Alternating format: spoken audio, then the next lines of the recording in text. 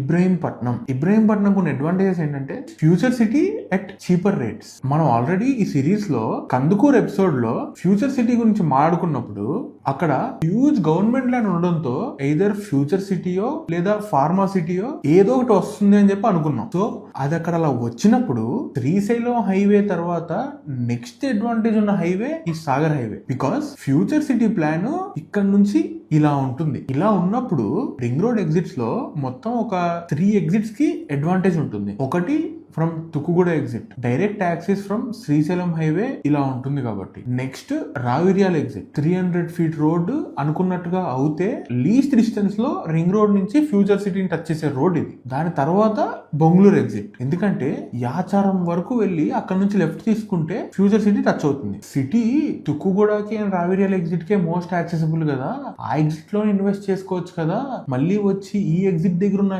ఇబ్రహీంపట్నం దగ్గర ఎందుకు ఇన్వెస్ట్ చేయడం అనుకోవచ్చు. కానీ ఇబ్రహీంపట్నం దగ్గర ఉన్న ప్రైజింగ్ అడ్వాంటేజ్ వేరే 2 ఎగ్జిట్స్ కి లేవు.